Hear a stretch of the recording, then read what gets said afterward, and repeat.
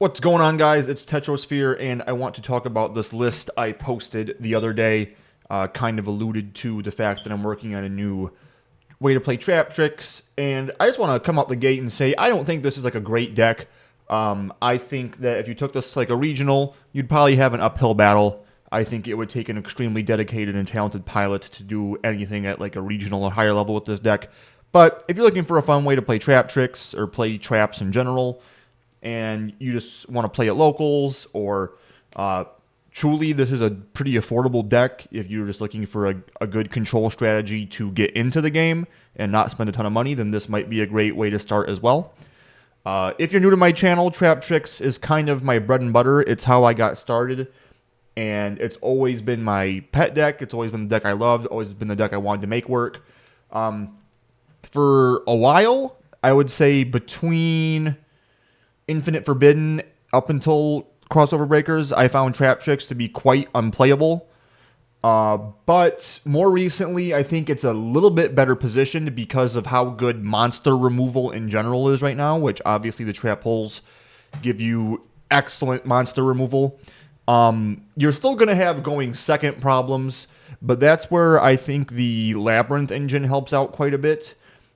Because you are just kind of giving yourself a bit more power, and you are giving yourself the ability to go second, set 4 or 5 cards, and still feel decent on turn 3. Whereas with pure Traptrix or Traptrix Ragnarika, which I was a bit better known for that variant in particular, you don't really have that power. You kind of needed to be able to extend and push into the opponent's board, or obliterate the opponent's board with really good non-engine cards like Evenly Matched or Droplet. But you don't necessarily need to do that with this build. With this build, you're kind of teched in the main deck for going first, going second game 1. Like I said, you're just hoping to set 4 or 5 traps and pass. You are playing 6 hand traps. Games 2 and 3 post side, you're kind of hoping to floodgate your opponent when they're going first. So that way you can play game or turn 2 as if you were going first. So that's the game plan. That's the thought process. Let's go ahead and jump into the actual list. I do have 3 Traptrix Mantis here and 3 Traptrix Myrmelio. This has not changed. These are your best starters. These are your normal summons. These are the cards you want to open with. 1 Dionea and 1 Pudica. Dionea is really awesome in this particular build for recurring your trap holes, which are really excellent ways to synergize with like Lady Labrynth. You're gonna very frequently have traps to trigger to get her to set your less typical, your non-trap hole normal traps like Ice Dragon's Prison or Post Side, whatever normal traps you decide to tech. So she's really good for keeping your trap holes in rotation. Pudica, normally you would normal summon to search the field spell. We're not doing this here, though. This is just for the banish on special summon. It's a really nice play. So we still wanted to tech the one of Pudica. 2 Arachnocampa to extend, search target off of Mantis or Pinguicula. And, of course, she protects the back row once per turn. That's super nice, especially into Ryzeal. 3 Halutea. I mean, what can I say? This is just flat out one of the best cards in the entire deck. Amazing extender, amazing recursion effect in the graveyard. Just love this card.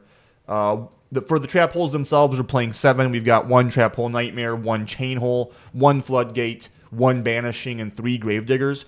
Gravediggers is positively broken against Malice. When their monsters trigger and banish to summon back, they don't get the summon, and they take 2,000 damage. So if you're able to resolve 3 of these, they only have 6 Malice payments to make before they can't do it ever again. This is absolutely busted in the Malice matchup, so I'm playing this at 3. You just want to cycle this and resolve this against Malice as many times as possible. And of course, against other strategies, it's fine too. It's good against hand traps if you're able to turbo out Rafflesia. So, I mean, in general, it's probably just the best trap hole in the game. But in particular, right now, it's amazingly strong. So that's it for the Traptrix engine, 20 cards. 3 Lady Labrynth and 3 Big Welcome. You don't play the normal Welcome because Welcome Fiend locks you. So you just play Big Welcome and you play 3 Traptrix. So between these, you have 9 ways to access the Labrynth side, which the Labrynth side gets you into your 2 copies of Ice Jade's Prism, which is just really good generic removal. Of course, you also have Ash Blossom and Imperm for the 6 hand traps. Pretty much if you're only going to play 6 hand traps, these are the 6 you'd want to play in your main at least. And then 3 Solemn Strike. These are just good techs. This is just a really great card right now. Again, right now, monster removal is just insane. So anytime you're able to get a monster out of here, you're looking pretty good. So I felt like that was a really good tech for the last 3 spots. If you wanted a bit more flexibility for going second, you could take out the strikes for more non-engine or other good stuff, normal traps like Terrors of the Overroot or compulsory evacuation device, things like that. When I first did this build, I also was trying it with Quaking Mirror Force, which I actually found to be quite good. Just a little too niche, I thought. I felt like you really wanted cards that covered a broader range of situations, but people don't play around it, and it catches people off guard, so I think it's a good option as well. Onto the extra deck, we got 1 Kalaria, 1 Adipus, and 3 Sarah for our Traptrix links. Anyone who knows Traptrix knows that Sarah is an absolutely broken card. She represents a +2 in card advantage every turn that she is on the field. In any world where Traptrix is a good deck, this card is banned, and anyone who can figure out how to break Traptrix and abuse this card is going to have a really good time. Just easily the best card in the extra deck. In my opinion, the best Link 1 in the game. So you definitely play her at 3. Kalaria just helps you keep your trap holes, much like Dionea. She just keeps them on the field. So she's a good end board piece in a grind game. Adipus is good for when you need like an aggressive push, or like her droplet type effect is really nice. So she'll help close the game out, or if something like some kind of floodgate is on the field or a monster that you can't quite out in battle but you need to negate it, she's good for that.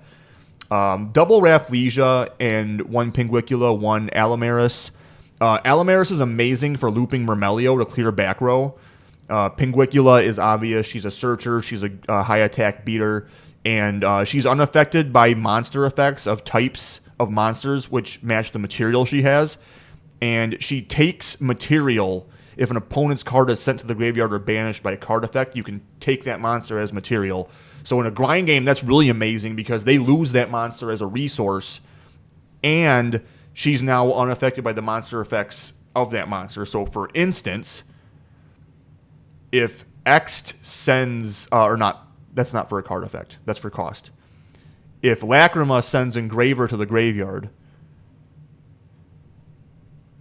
she can take that Engraver from the graveyard as material. Not only do they not have Engraver in the graveyard, she's now unaffected by the effects of Fiends. I mean, come on. And Rafflesia's Rafflesia. She's got it going on, man. She's all these trap holes as a monster. She protects your other Traptrix. Amazing card. I'm playing her at 2. If you can end on Sarah, double Rafflesia, you go end of main. They try to nib. You negate with Gravedigger's Trap Hole. They try to Valor the Rafflesia. You chain. She's not a hard once. Soft once per turn. You chain the second Rafflesia, send another Gravedigger's Trap Hole. Valor gets negated, they take 2,000. Nib gets negated, they take 2,000. What can I say? Amazing setup. Moving on to the generics, you can kind of plug in whatever you like here. I went with Abyss Dweller, Zeus, Eclipse Twins. She can recycle your Rafflesias in like really long games. Baguska, which is really nice if you get like Fuwalost. Typhon and SP are just like obviously generic good extra deck monsters. You can pretty much run whatever you like in these 6 flex spots. You could do Underworld Goddess, Time Thief Redoer, Exciton Knight. Just think about the good like rank 4s and the good like you link 2, link 3 options. That's what you kind of want to plug in here. I like this lineup, but you can truly go with whatever. Onto the side deck. I pretty much, like I said, with these first 9, these are just trying, when you're going second, you're just trying to like floodgate your opponent. Droll, Lancia, Shifter. If budget isn't a concern, I would drop Droll for Perulia and or Shifter for Fuelos, but I kind of wanted this build to be like budget oriented too. Like I think you can get all this for under $100, so that's something to consider. I mean, like on as listed here, Typhon's the only expensive card at 30. Zeus is like $10. Everything else is change. So, but you know, in the spirit of being budget, I went with Droll, Shifter, Lancia. Keep in mind, Shifter does turn off Rafflesia. You can't send to grave to pay her cost under Shifter. So you're only going to do this going second. But without the Mulcharmies, that's what I would do is these 9. Lancia, you're going to bring in first, second, whatever, against Malice, obviously. And then some going first techs. I went with 2 Solemn Judgment to just help with board breakers. Mischief of the Gnomes is an interesting tech against Ryziel in general, but in particularly it's devastating against Mitsurugi Ryziel. And then Sanctum, you're playing 2 of those as both a target for Lady and Traptrix for against Malice. Really, you could replace Mischief of the Gnomes with another, like I kind of mentioned in the main deck, just a good stuff normal trap, like Terrors of the Overroot, compulsory. You could play a 3rd Solemn and a 3rd Sanctum. It just kind of depends on what you feel like you're a bit weaker against. Personally, I think this deck has a pretty solid Malice matchup. And the non-engine you're able to play just kind of pushes you further into having a great Malice matchup. But at the same time, it's kind of difficult to tech in a deck like this specifically against Ryziel. You're kind of just hoping to use your trap holes and other monster removal to just prevent them from getting Detonator out in the first place. And that's why the Mulcharmies, I think, are great tech options here if you aren't constrained in that way in terms of budget, because you're going to have a hard time going second into a Detonator.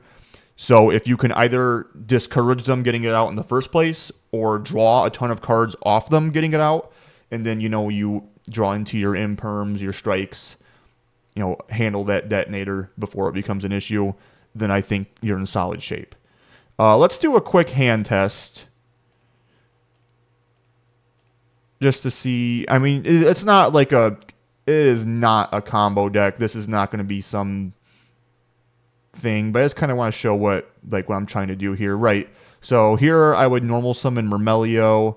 It's going to add a trap.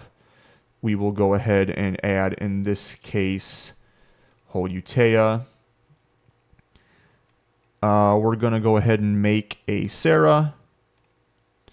We're going to set Holutea and activate it by discarding Big Welcome. This is going to go ahead and, in this case, let's see, what do I want to special summon? In this case, I would want to special summon Myrmelio, because what's going to happen is Chainlink 1 Myrmelio, because it's mandatory to pop, is going to trigger. Nothing's going to happen, though. And then Sarah is going to be Chainlink 2 because a trap was... no, I'm an idiot. Blah. Forget what I just said. We summon Myrmelio off of Sarah's effect. This is summoned as a monster. Now Myrmelio triggers, and then on a new chain, Sarah triggers to set a trap. Going blind, I usually like to set Trap Hole Nightmare because Negate and Destroy is just generically quite good. Although in this hand we have Imperm and Strike, so maybe that's redundant, but that's kind of just up to you to decide.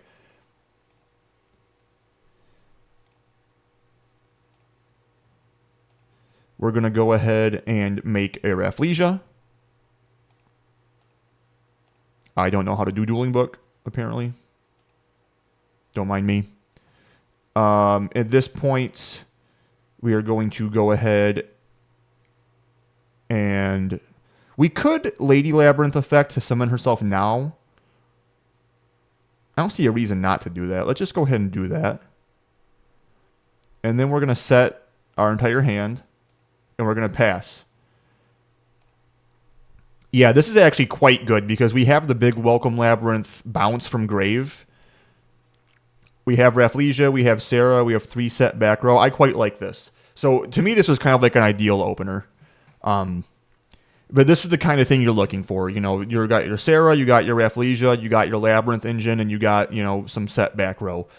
You're looking for some version of this. It might be Sarah, Rafflesia, and like 4 back row. It might be Sarah and 4 back row. It might be Sarah, Rafflesia, Labrynth, and like 1 back row, and maybe you have Ash in hand, whatever. Maybe you clog on normal summons, so your hand wasn't quite as good, and you weren't able to set as many disruptions. But either way, this is generally what you're trying to accomplish. And then they're going to play into this. You have, what is this? This is 1, 2, 3, 4 disruptions innately. She's going to set a trap. Sarah is going to set a trap. And also can special summon a Traptrix from deck that's a disruption. So it's 5 disruptions and +2. I mean, whatever. For not being a combo deck, for just being like a mid-range strat or like a control strategy, for being a trap strategy, I really think it's cool. I really like the synergy. Sometimes you might have hands where you're not drawn into trap holes, but you've drawn into your Labrynth engine, and Sarah works off that too. So, say our opponent does whatever, maybe let's just say we ate through these. At one of these points, lady set, let's say we had her set, Ice Dragon's Prison, and then we had Sarah set Halutea, and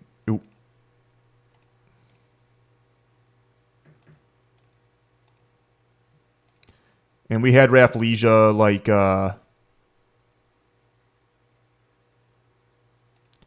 foolish at whatever point we had her send a Gravedigger's Trap Hole. Sarah special summoned Arachnocamp at one point. We thought maybe we need to protect our back row. Our opponent passes over to us. We draw for turn. We open Myrmelio. Now at this point, we might need to clear up some space, simplify the board state, so we can activate Ice Dragon's Prison. No response, or maybe there's a response. Maybe they want to chain block Lady, whatever. Say they chain block Lady, fine. Ice Dragon's Prison resolves. On a new chain, Sarah's going to resolve. She does this off of any normal trap. So that's the synergy that she has with the Labrynth engine quite well. I really like what she does with Labrynth, and I like how Lady Labrynth gives you more traps to trigger Sarah. Basically much more often than you normally would, because normally you would have to wait for your opponent to play into a trap hole, but now you can do it a bit more at will with something like Ice Dragon's Prison, or like I said, Terrors of the Overroot, things of that nature. So yeah, let me know what you guys think. If you're messing around with Traptrix, I know some people have been talking about doing it with like Ryzeal. I couldn't make it work. I felt like the engines conflicted too much. Arachnocampa locks you. Or if you don't do it that way, and the other way, Ryzeal rank 4 locks you, so you can't make Sarah. I just felt like there wasn't great synergy. Whereas like Labrynth and Traptrix, the 2 engines actually kind of have something to offer each other, I felt like. So I think this is pretty good as far as like a rogue control strategy goes. I think it's really fun. I think it's a really good deck to bring to locals as far as... Again, this is not a great deck, but if you want to play Traptrix, if you're like me and you just love the deck and you like trap cards, then I think this is a viable way to do it, especially on a budget. So let me know, again, what you guys think. Just a reminder to everyone, I am doing a card giveaway at 1,000 subs. We're creeping up on 600 right now. So if you're new to the channel and you haven't subscribed, subscribe. Help me get to 1,000 subs. I'm trying to put cards in the mail for y'all. Peace out. Thanks for watching.